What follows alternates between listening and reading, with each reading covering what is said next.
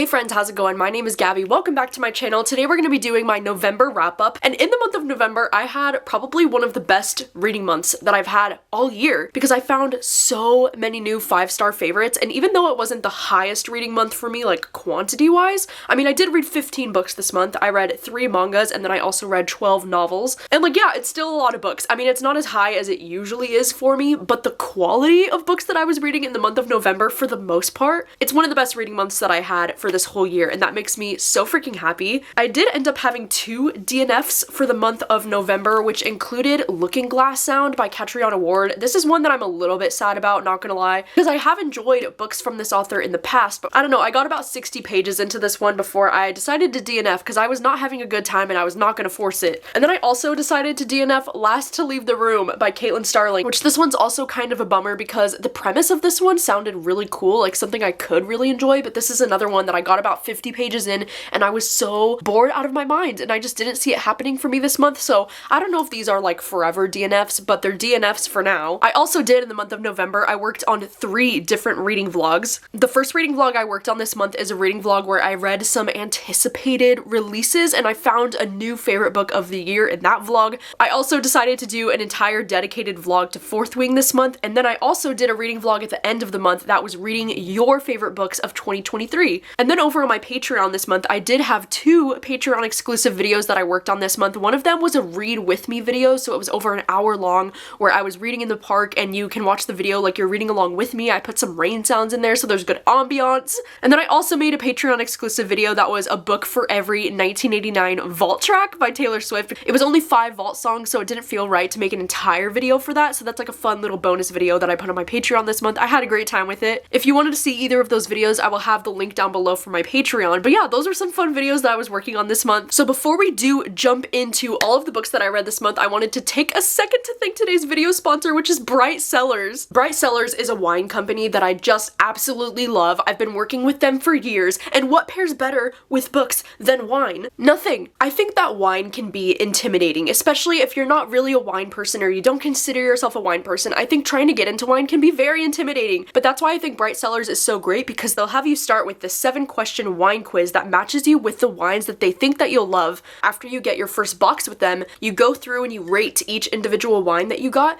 and it helps them even better understand your taste and what you're looking for your next box. I also love the convenience of Bright Cellars because instead of having to go to the grocery store and stare at that crazy scary wine aisle with so many options, it gets delivered right to your door. You don't even have to leave the house. Something that I think is one of the most fun and useful things about Bright Cellars is the fact that they come with these education cards. I think these education cards are incredibly useful, especially for people who might not know the most about wine, because they include serving temperature on the back. It says where this wine bottle came from, and my favorite thing about these wine education cards is the pairings, because these cards let you know which meals these wines pair best with. Like some of them go better with gyozas, some of them go better with grilled cheese, some of them go better with chicken dinners. Like it's just good information to know. Bright Cellars also has a delight guarantee, so for some reason if you're not enjoying one of your bottles, they will replace it for you. I'm personally a big fan of this Spriggan Rosé. I've gotten this wine from them so many times now, and it's definitely a top tier favorite of mine. I think especially during this holiday season, it can be amazing to have more wine bottles on hand that you can take to holiday parties,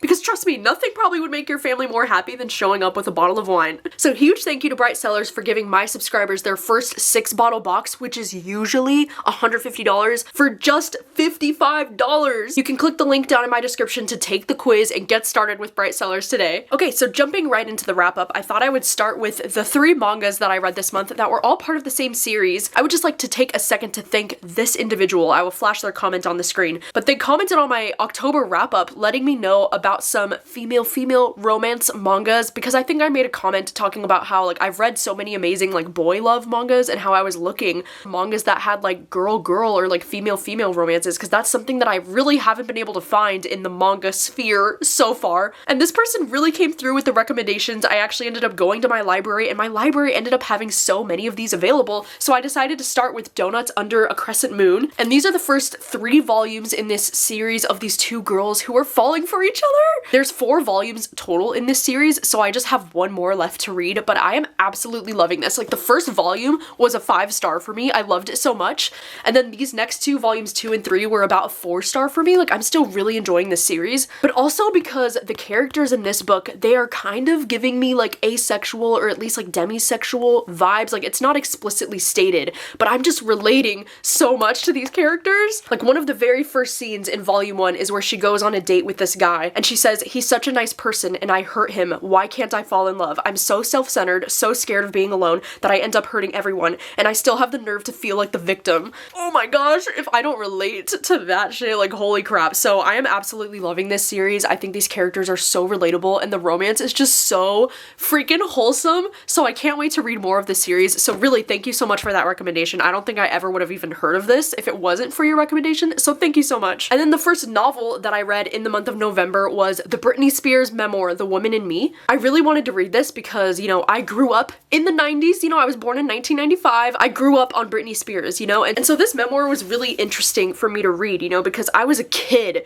for most of the time when Britney was like having her rise to fame, and like I've loved her, but I really had no idea about what was going on behind the scenes. I mean, a lot of people didn't, but this memoir was so heartbreaking and so eye-opening. I love the fact that Britney asked Michelle Williams to narrate the audiobook, and the audiobook was freaking fantastic. I actually listened to this only on audio, and this audiobook was so well done. Like Michelle Williams, oh, chef's kiss. Her voice is so good for this audiobook. I just loved it. Love the way that this book was written. I thought it was written so well. I love that we just kind of follow Britney's life from like her childhood all the way through her adulthood, and the whole story is told in a very linear format, so it wasn't confusing to read at all. I just loved getting to know more of like the behind the scenes of like what she was dealing with as she was rising to fame, and getting more information about like what ended up happening to her with everything that happened with like the conservatorship or whatever it's called. Like, oh my gosh, it was so stressful and so sad, and I cannot believe that they allowed this to go on for as long as it did. Like, it is truly heartbreaking to read about. But what a great memoir, and I'm so glad that like Britney has her voice back. I can't wait to see what she does next. I felt so much reading this book. I actually got my sister to like listen to the audiobook too, which is not something that my sister does, but she's also a big fan of Britney. Like, it was just a great bonding moment for us to like read this at the same time, and it was amazing. I gave it 5 stars. I loved it so much. I love Britney. The next book that I read this month was My Darling Girl by Jennifer McMahon. This was the first book that I read for a reading vlog that I did where I was reading some anticipated releases, but sadly I think this one was my least favorite horror book that I've read from her so far, and it's just because there's a trope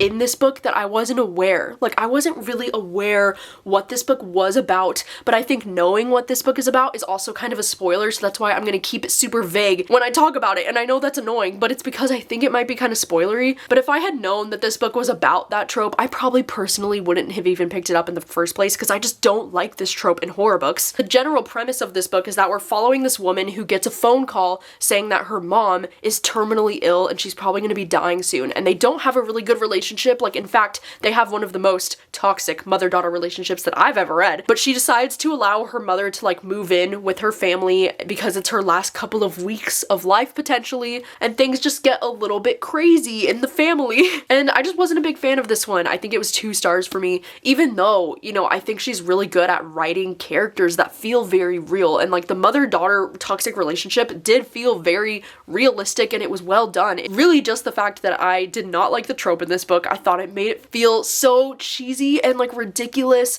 and it was also just very predictable. Like, anything that was happening in the story, I was like, yeah, that's what's gonna happen, and then like 50 pages later I'd be right. Like, it just wasn't very exciting. However, everything was made right by the next book that I read this month, because it was Shark Heart, and this was a complete surprise to me. This book ended up being possibly like my top favorite book of this year. Like, I don't know, I still have to think about it, but this is definitely in my top 3 books that I've read this year. Like, I absolutely fucking loved this. And the premise of this book sounds kind of strange, you know, because this is a fictional kind of like literary fiction kind of story where we follow this married couple named Lewis and Ren. Very shortly after they get married, like only about a year after they get married, they find out that the husband, Lewis, he's slowly turning into a great white shark. And apparently, you know, like, this book takes place in this world where people can become like terminally ill and change into an animal essentially. And I know the premise sounds absolutely ridiculous, but I really feel like this is all obviously like a huge metaphor for like losing someone you love to an illness that's out of your control. And it was done in a way that was just so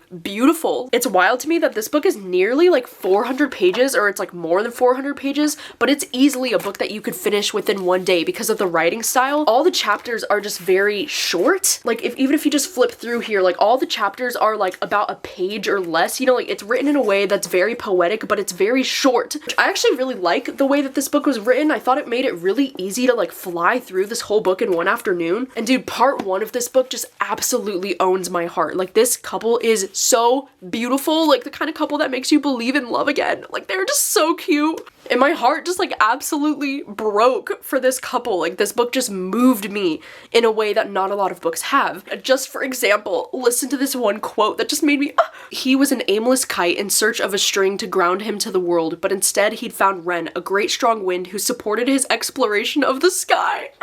Ugh, I'm not okay. Even thinking about this book right now, I'm not okay. It was devastating. It absolutely broke me, and I loved it so much. It was 5 stars. It's one of my favorite books that I've read this year. The next book that I read for that vlog was Cleat Cute by Meryl Wilsner, and this one is one that I was really excited about because it's a female-female romance, and both of these girls are playing on the same soccer team.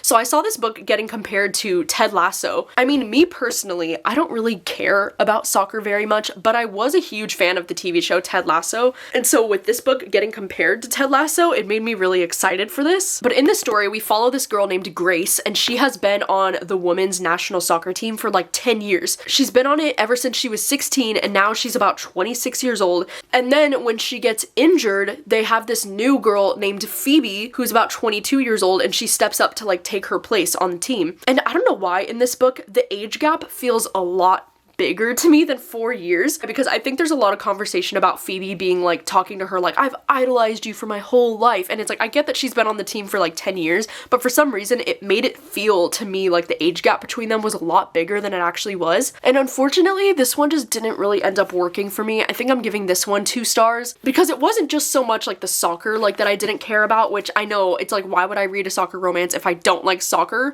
But it's like I was hoping that the soccer wouldn't be like too big of a part of the story, that I could still enjoy it, you know, like I'm thinking of things like She's the Man and like Ted Lasso, like I still love those even though I don't like soccer. I guess my issue is that their romantic tension felt very like juvenile to me, like their interactions felt very like middle school, and then I also thought that the sex scenes were so, like they just started happening so soon, like for me, way too soon in the book. Like I'm definitely the kind of person that enjoys more of a slow burn, because then I feel like once the couple in the book starts having sex like way too early in the book, then the story just becomes sex scene after sex scene after sex scene, and I lose interest very fast. And then for that same vlog, I also read Starling House by Alex E. Haro, and this is another one that I think I kind of have an unpopular opinion on.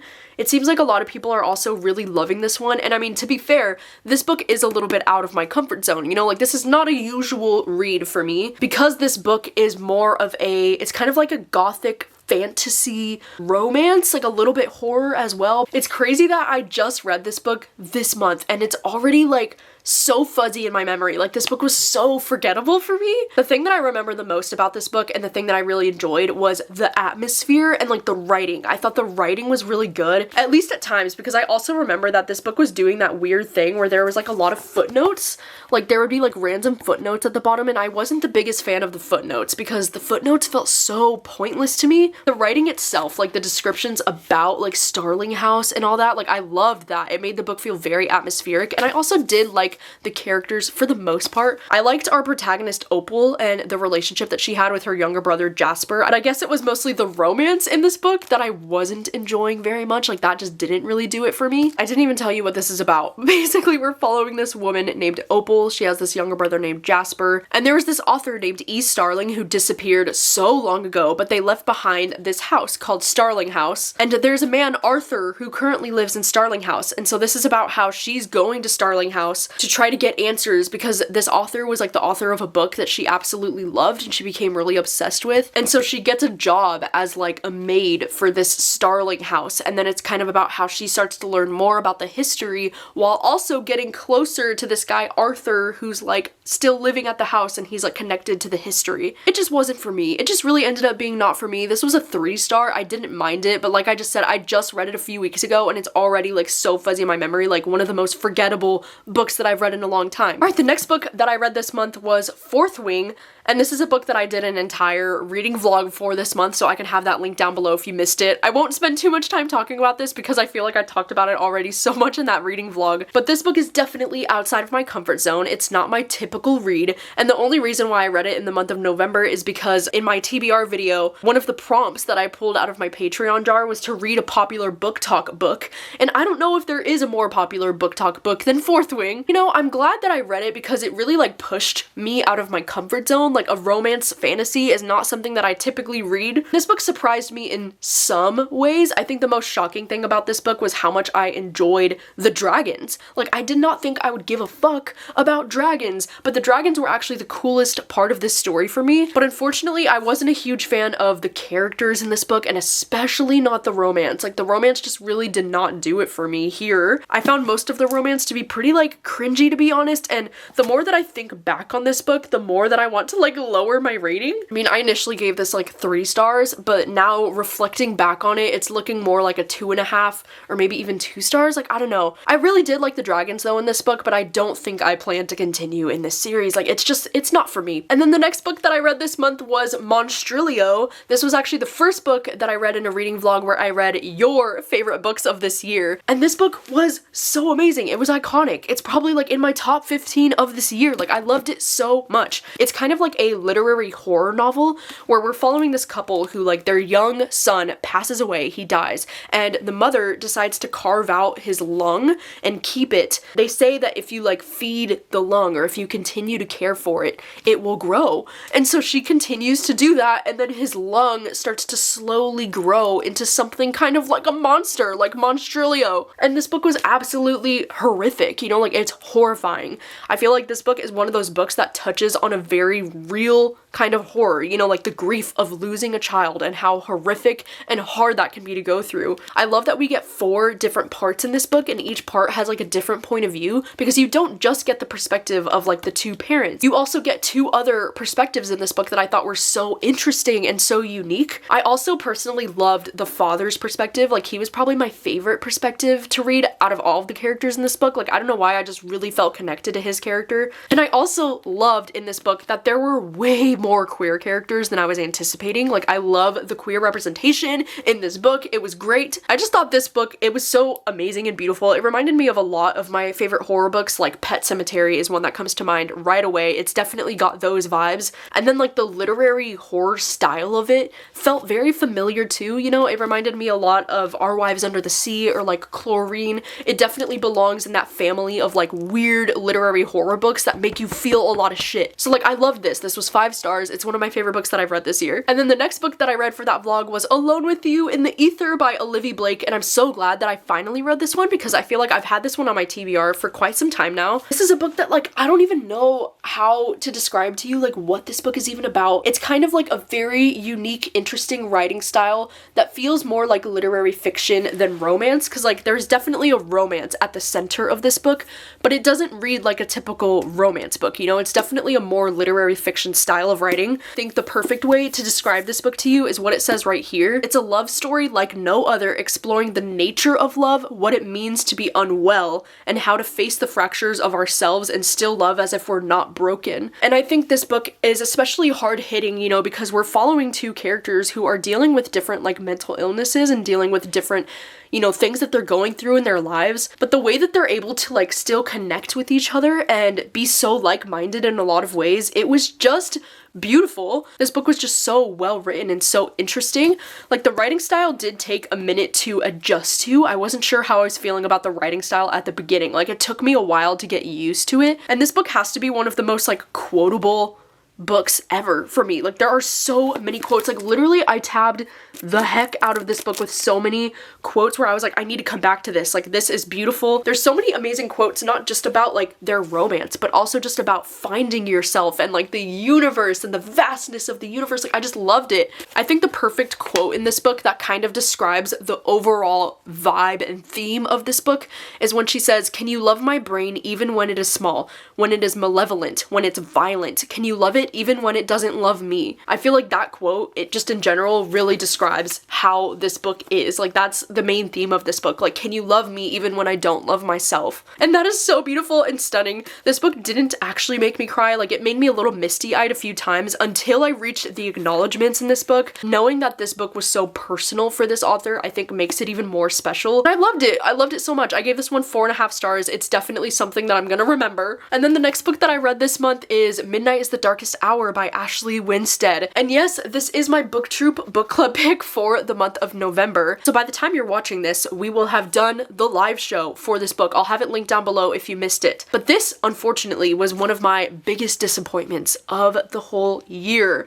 And it makes me sad because obviously I picked this for the book club because I thought it would be something that I would love, because Ashley Winstead is the author of In My Dreams I Hold a Knife, which is like one of my top favorite books of all time. But this book, I should have known from this blurb right here where it says Where the Crawdads Sing meets Twilight meets Thelma and Louise. So in this story, we're following this protagonist named Ruth, who lives in this very small religious town with her bestie friend Everett. And Ruth is very obsessed with Twilight. Like, it's something that she mentions on almost every other page. Like, she talks about Twilight. She's always talking about how not only obsessed she is with the book, but how she like compares a lot of her things in her life. Like, she feels like she's Bella and like her bestie Everett is giving very like Edward vibes, okay? And there's something going on in their town with like, there's this creature or like thing that's called the Low Man, and they describe it as kind of like a vampire or something. Like, if he comes into your room at night, he's gonna like suck your blood. And you know, this small town that they're living in is very religious, and so there's a lot of like religious horror kind of like themes throughout this book, which also just is not my personal favorite thing. Like, I talk about this a lot, how I just don't love reading about religion and horror books because I'm not really a religious person myself, and I just don't care that much about it, to be honest. I thought the Low Man, or like the vampire thing about this book, I thought it would be so cool, but it really did not play a big part in this story at all. This main story was just so boring. Like, nothing happens in this book. It was so slow. Like, the pacing was like a snail slow. And then for me personally, the ending of this book, like, what? I mean, at this moment in time, I'm still debating between like 1 or 2 stars. Like, I don't really know how I'm feeling. I'm sure I'll have figured it out by the time of the live show. And then the last book that I read for that reading vlog of reading your favorite books was Yellowface. And I'm so glad that I finally read this because I've been wanting to read this for like half a year now, ever since it published. And this story is incredibly fascinating because it's kind of like a literary fiction or like fiction kind of genre, but it reads more like a mystery thriller to me. I would recommend this book to fans of mystery thrillers because the pacing in this book is so quick. In this story, we're following this woman named June, and she is a writer, and she also has this friend who's this Asian woman. Her name is Athena, and she's also a writer, but Athena is very successful. Like, Athena is like out here publishing books left and right. She's getting Netflix deals. Like, she is a very successful writer, and June has a lot of jealousy towards her, and she's not even that good of a friend to her. Like, she'll always say in her head, like, we're more like acquaintances and we're only friends because we live in the same area. She's just like the worst, you know? Like, June is like a very shitty person. And so one night they're literally hanging out, and then Athena accidentally dies. And so our protagonist June is like, oh, I see this as an opportunity, and she takes Athena's manuscript that she's been working on, this book that she's almost completely done with, and she takes it for herself. And then she decides to kind of like rewrite some of her manuscript and publish this book as if it were her own book. And you know, I do love the trope. I think it's so interesting of somebody like taking a book from somebody else and publishing it. It definitely reminded me of that book, The Plot, in that way. This book was even more interesting because this book was so well written. I think it's so interesting to follow from a protagonist who is just such a shitty person like June, because it's just so interesting to be in her head. And I have a lot of respect for this author for being able to write this story, because this book is so bold in what it has to say about the publishing industry, and the way that this author just points out all of these problems in the publishing industry and just really calls them out on their shit. It was just so great to read this, and I feel like the conversations and like the things happening in this book just felt very relevant to like what's going on in the book world right now. This was an easy 5 stars for me. One of my top favorite books that I've read this year. Like, oh, it was such a win. Alright, the next book that I ended up reading this month is Check and Mate by Ali Hazelwood. And I was really excited to read this, you know, because this is Ali Hazelwood's first young adult novel, which is very interesting. I think I've read 3 books now from Ali Hazelwood, and they've all been her adult romances so far. Some of them I really loved, and some of them I thought were just okay. And in this story, for once, science. You know, Ali Hazelwood wrote about something outside of like STEM and science, and she wrote about characters who are chess players instead. And this story was really interesting to me in a way because like as someone who really doesn't care all that much about chess, and like I don't even know how to play chess. And so like reading this book was kind of interesting to like read about these characters who were so passionate about chess. It really made me want to like learn more about chess, to be honest. But I thought the romance in this book was actually like so genuinely cute. I mean, I really liked this guy Nolan, like her love interest in the book. He is really good at chess. Like he's like one of the top chess players in the world right now. And so when a rookie like her, she just comes out of nowhere and beats him at the beginning of this book, it's kind of like a big deal, right, in like the chess world. And then it's kind of about how they're gonna be competing in like the chess Olympics, or like there's like a lot of like, I had no idea chess had such complex like tournaments and like people playing chess. Like it just sounds really interesting. But I really did like this love interest, Nolan. I thought he was like the sweetest little bean for the most part. I just really enjoyed his character overall. Something that I don't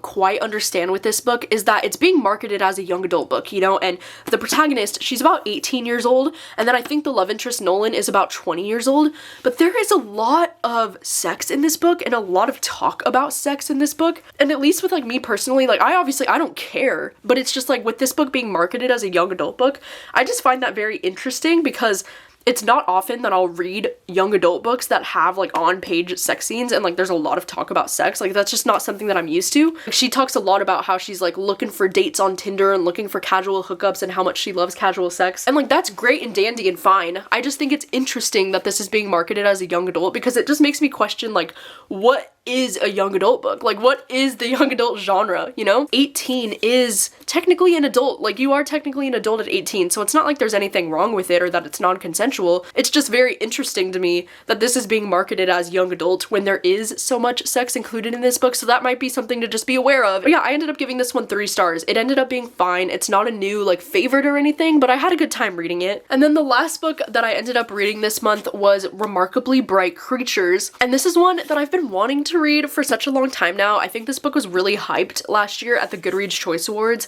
and so ever since last year I've been wanting to read this one, and I'm so glad that I finally did because this book was just so wholesome. It's just one of those like feel-good books. And in this story we're following this protagonist named Tova, and she's an older woman who just lost her husband. Like her husband recently just passed away, and 30 years ago she dealt with the disappearance of her 18-year-old son, who they believe that he like drowned in the ocean, but they don't know exactly how he died. Like there's always been a lot of mystery surrounding his death. And so she decides to take this job where she's gonna be the night janitor at this aquarium in the Pacific Northwest, which is something that I loved about this. I love that it takes place like in Washington. And then in this story we also get the perspective of this octopus named Marcellus, who is in the aquarium where she's the janitor at. And his perspective just really cracked me up in this book because it's like one of those tropes that I really love where you're following a character who's not exactly human, but they're like judging humanity. It's kind of like everything that I loved about The Humans by Matt Haig with like the aliens and like things like that, you know, where he's like looking at humanity and being like, why do people say this? Like, you're so stupid, and like, why don't you just do this? And like, it's just really funny to read from the perspective of a creature who's like observing humanity in this way. But also like Marcellus just has like the biggest heart and was like the star of the show in this book. Oh my gosh, I loved his character. And this is just one of those kind of like quiet, like slow moving books, but it ends up being so beautiful. And like at the end, it almost made me cry. Like there was definitely a scene that almost had me emotional because it was just so sweet and so wholesome, and it had really great characters. I also love the fact, you know, because I said this one takes place in Washington, and it was really cool because a few times it mentioned the town Bellingham, which is like the town where I used to live. So like that made me really excited. I was like, Bellingham is on the map, baby, let's go. So that was really cool. I don't know, it was just a very enjoyable read. I ended up giving this one 4 stars because there was one thing about the plot in this book, or the way that a thing got revealed to us, I thought it was a little bit like, because then it's like one of those things where you're just waiting for the main characters to catch up to what you already know because something got revealed to you as the reader. So you're just kind of like waiting for the main characters to catch up to something that you've already learned.